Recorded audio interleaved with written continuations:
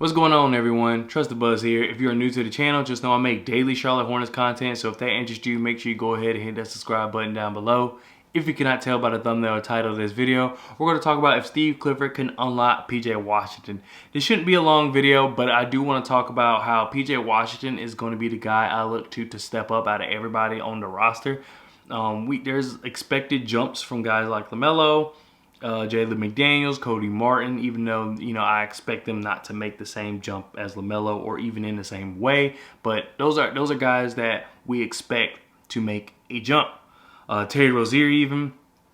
And that's with or without Miles. But for now on this channel, until they decide what's going on with him, we're going to pretend he's not on the team just because it's hard to even just speculate around that. So it's just easier to remove him out of the equation, and then what happens, we'll bring him back or keep him removed or whatever. But until then, we're just gonna pretend he's not on the team because technically he's not on the roster.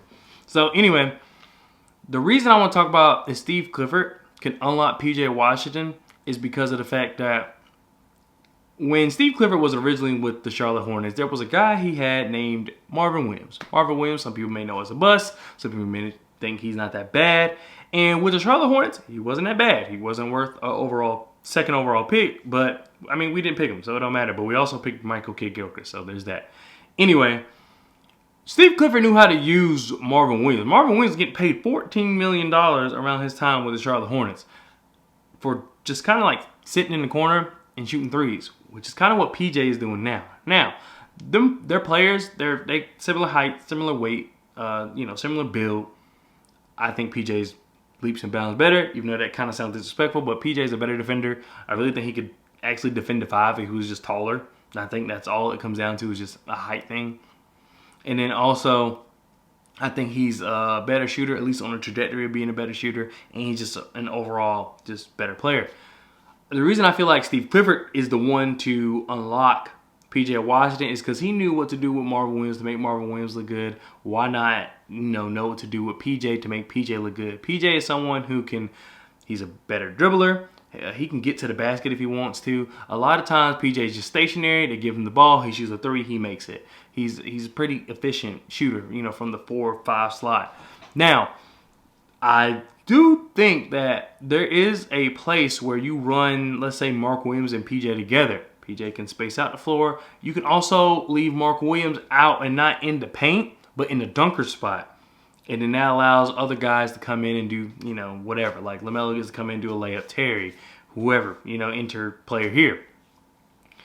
But also enter PJ there. I think PJ is someone who can take someone off the dribble. He's not in, Houston Rockets James Harden first step, but he still has a nice first step, especially for the type of guys that are going to be guarding him. I think PJ is just too much looked at. He hasn't got the attention he deserves. I think the Hornets have looked at him too much as like a JaMychal Green we can use. I can't think of it. Like I said, Marvin Williams, just these 4s who kind of, all right, you're going to kind of sit out here and shoot 3s at the play breakdown type thing, or maybe get like a putback or things like that. But PJ is more like the Jeff Green we ended up getting. So I know everybody, when Jeff Green came out of the draft, everybody thought Jeff Green was going to be like this beast. And he's not bad, but he ended up being like an athletic guy who can kind of shoot a little bit, he can kind of do a little bit of everything, and that's what PJ is. But I feel like they don't treat him like that, if that makes any sense. They treat him like Marvin Williams. They treat him like JaMychal Green. I can't think of any other 4s. They treat him, Frank Kaminsky was supposed to have a better back to basket, but they treat him like Frank Kaminsky, how they kind of just really had him shooting and things like that. PJ can do a lot more than that, and I feel like this is going to be his year to show it. I'm not saying he's going to be the ball handler, and we're just going to use Miles for an example, but I'm not saying he's going to be the ball handler that Miles was, how Miles was able to dribble, and then go to the basket.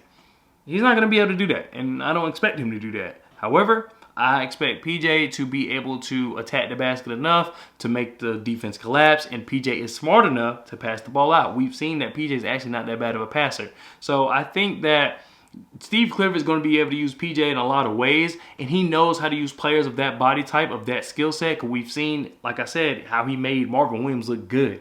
And so, therefore, I don't see why he can't do it with PJ, with someone who's a better player. At worst, PJ doesn't get better offensively. Let's say his numbers stay the same. He still does the 12 or 10 or whatever. You know, I expect him to get more like 16, and that's like, I'm not even thinking about him shots increasing, because they will, but I feel like there's just going to be more spots on the floor for PJ to work. And but let's just say that doesn't happen. If anything, he's going to be one of the best defenders on the team. I know for a fact, because he's already looking like one of the better defenders. I know Steve Clifford is going to put PJ in a position to be successful, because PJ is someone that can guard 3 through 5, not easily, but just like he's someone that can do it. And it's nice to have someone that can do that. You have multiple guys you can do that with, like also with Jalen.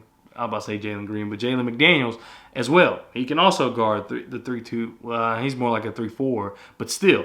I feel like that PJ is going to be your person who is your front court defender, because you really don't have one, because you have Cody Martin, who's really your back court defender, and maybe even Kelly Oubre. Terry Rozier, kinda, he's just always guarding like the best player on the team, it seems like, on the opposite team, so that's always rough for him. But still, I think PJ is going to be someone who can at least, bare minimum, be a really good defender. You're a really good backcourt defender, where you always want to put him on the best front court player, and go from there, because I feel like you're willing to ride with that. But on offense, I feel like he's just going to be able to unlock his game a lot more, and that, like how JT Thor took over in that last Summer League game, I expect things like that from PJ. Now, I don't expect him to get 28 every night or anything like that, but let's not forget, PJ at one point had like, he had games where he was dropping like 44, 33. Like, PJ can score. They just got, I don't feel like they just don't give him the attention he needs on offense. And I think Steve Clifford is going to know exactly how to unlock that potential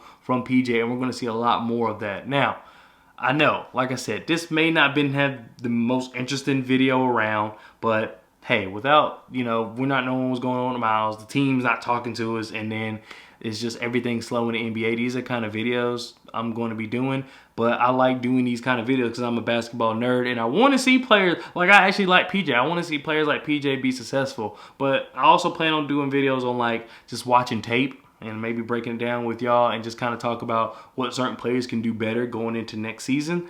So I have a lot of content planned. I just got to figure out how I'm going to do it, because I got to change my room around. Because if you weren't around for when this channel first started, originally this was just me talking to the camera about basketball. It really wasn't supposed to be anything special, but it's turned into something special just because of y'all supporting me, so I really appreciate that. So now I need to find a way where I can talk to the camera, have my room set up a way where I can talk to the camera, and then also like kind of show y'all like my computer screen and things like that. But anyway, I'm hoping for a lot for PJ. Like I said, he's a very versatile player. I think Steve Clifford is going to know how to use him, because like I said, he knew how to use Marvin Williams. He knew how to bring out the best out of Marvin Williams, and they're literally the same body type. I think Marvin might have been a little bit taller, but you get the point. They, and PJ, and right now they play the same. Like I said, they don't use PJ too much outside of the stationary shooter type thing, and while he can do other things, they just don't use him that way. So I feel like he knew how to use Marvin Williams. He knew how to bring the best out of Marvin Williams. I feel like he's going to know how to bring the best out of PJ. And like I said, PJ is going to be able to show us he can do more than just shoot. So anyway, that does it for this video. Thank you so much for watching, and I'll see you next time. Peace.